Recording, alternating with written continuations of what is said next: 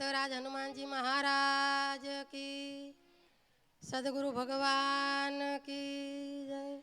सत्य सनातन धर्म की, रामदेव जी महाराज की जय, परबना पीरनी। ओम नमः पार्वती पति हर हर महादेव।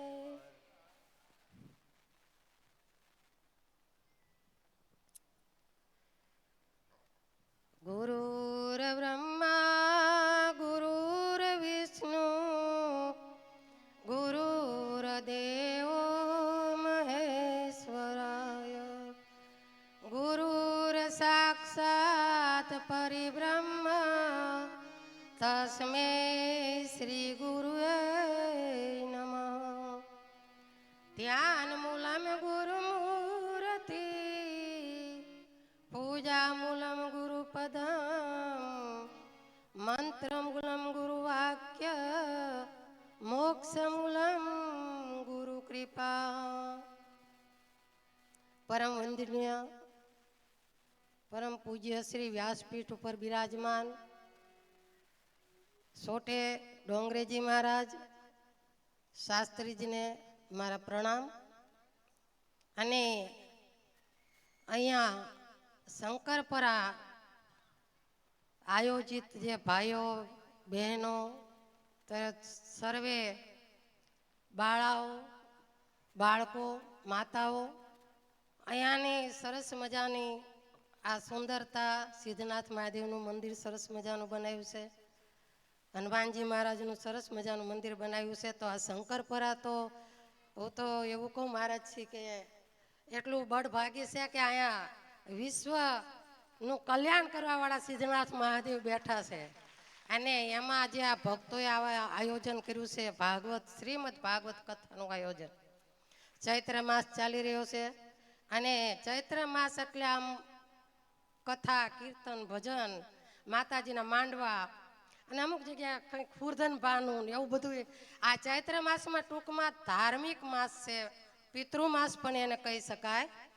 પણ આ ધાર્મિક આખો માસની અંદર માણસ કથા કીર્તન ભજન કરે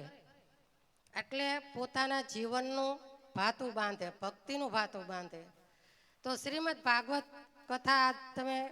બધા સાંભળી રહ્યા છો વ્યાસપીઠ ઉપરથી મહારાજ શ્રી આપણને ખૂબ સારી રીતે સરળ ભાષામાં સારી વાણી એમની પોતાની પીરસી અને જીવનમાં શું કરવું, કારણ કે સુખદેવજી મહારાજે મૂળ પરિસ્થિત રાજાને મૂળ સમજાવ્યું કે એ પરિસ્થિત તારે મોક્ષ કરવા માટે 7 દિવસ કથા સાંભળવાની છે। તો 7 દિવસ રાજાએ કથા કેવી સાંભળી છે કે છેલ્લા દિવસે એનો મોક્ષ થઈ ગયો। અને આપણે બધા કેવી કથા સાંભળીએ છીએ એ આપણે વિચારવાનું કે એને સાંભળીને જો એનો મોક્ષ થઈ જાય તો આપણે કથા સાંભળીએ તો આપણું કલ્યાણ થઈ જાય ને, મોક્ષ થઈ જાય ને। શ્રીમદ ભાગવત છે ને એ માણસને મરી જાણવું કેમ એ આપણને બતાવે છે અને રામાયણ છે ને એ સંસારમાં જીવી કેમ જાણવું। રામાયણની અંદર કેવા કેવા ભાઈ સાથે, પિતા સાથે, માતા સાથે, બેન સાથે, બધા સાથે કેવો વ્યવહાર રાખવો એ તુલસીકૃત રામાયણની અંદર આપણને સંસારમાં કેવું જીવવું એ જીવન જીવતા શીખવાડે છે। તો ભાગવત આપણને મરી જાણવું કે એને મરતા શીખવે છે કે કેવું જીવન કરી જીવી અને તમે મરી શકો તમારા મોક્ષ થાય એવું આપણને ભાગવત શીખવાડે છે। તો હંમેશાની માટે કથા કીર્તન અને ભજન કરતું રહેવું જોઈએ।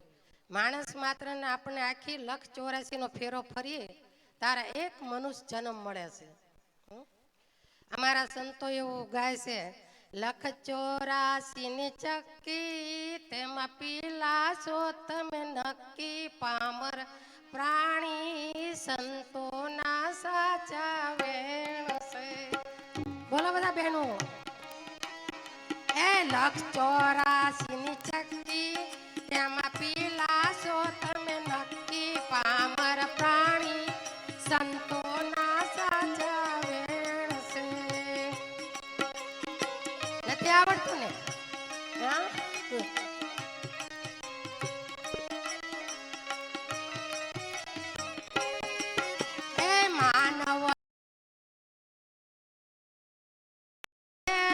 જાણી પામર પ્રાણી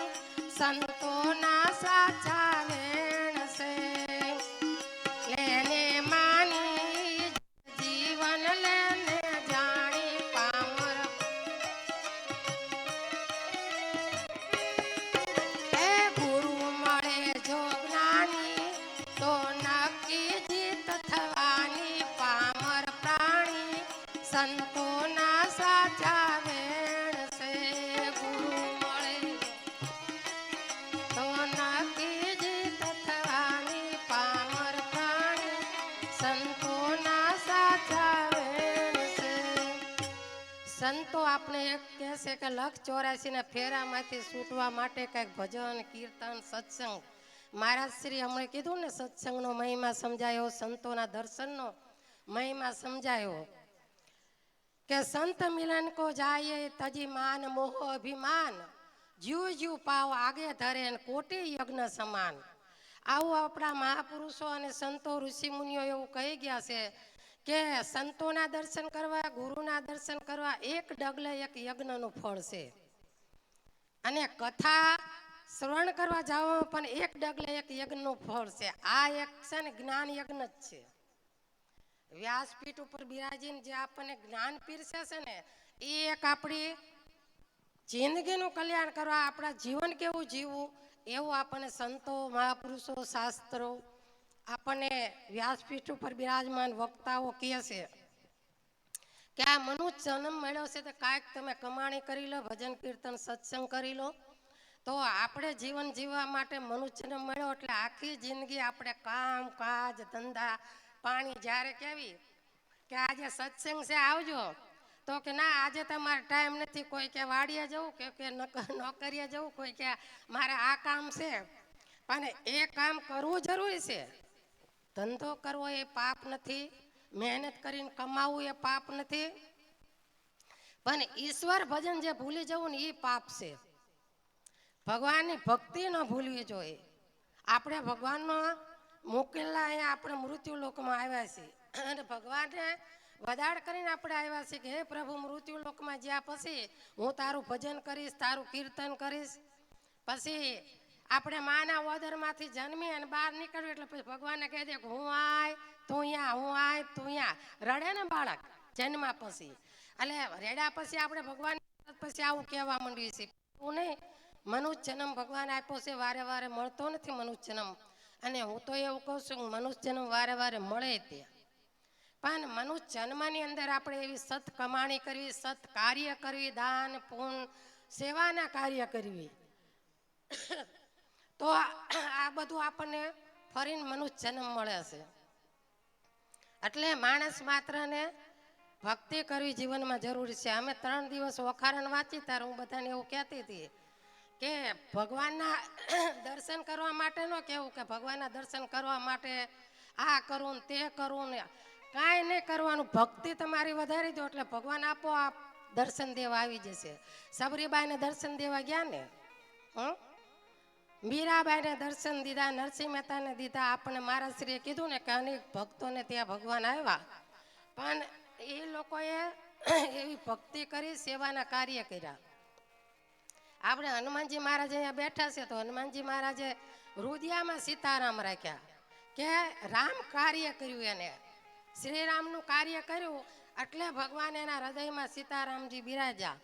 એટલે સેવાને સતકામ કરશે જેને આવી ચળ રહેશે નામ કરજે તું સેવાને સતકામ સેવા ભક્તિ સતગુણી નિર્લોભી સકામ એવા વિરલા હોય જવેલે જેને રુદિયે સીતારામ આમને આવી ભક્તિ કરી જેના રુદિયામાં ભગવાન વસ્યા તો આપણે પણ બધાને એવી ભક્તિ કરવી જોઈએ થોડીક મારે ગળાનો પ્રોબ્લેમ છે એટલે થોડુંક તમને સમજાય તો છે ને બોલાય અવાજ આવે છે કે નથી આવતો આવે છે ને તો સારું એટલે આપણે તો ખરેખર મેં મહારાજશ્રીને કીધું આપણે કથા સાંભળીએ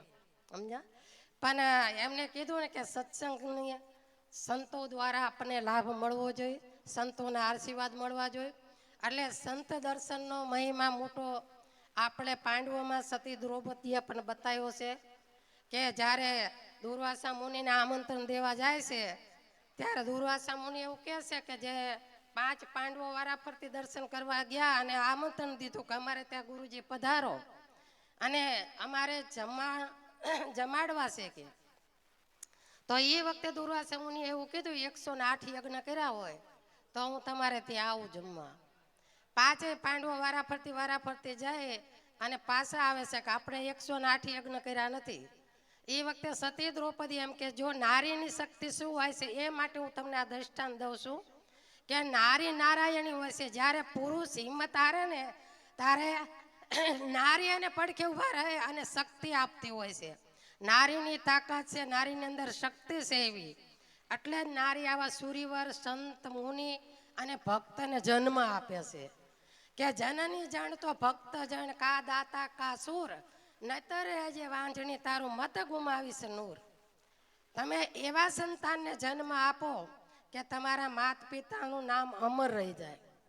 કે તમારા બાળકોને એવા સારા સંસ્કાર શીખો કે ક્યારેય તમારે ઉજાગરો ન રહે કે મારું બાળક ક્યાં જાય છે. બચપણથી ને તેને સંતો પાસે લઈ જાઓ, કથામાં લઈ જાઓ, સત્સંગમાં લઈ જાઓ અને એવા તમે બાળકોને સારા સંસ્કાર આપો કે જેથી કરી માતા પિતાનું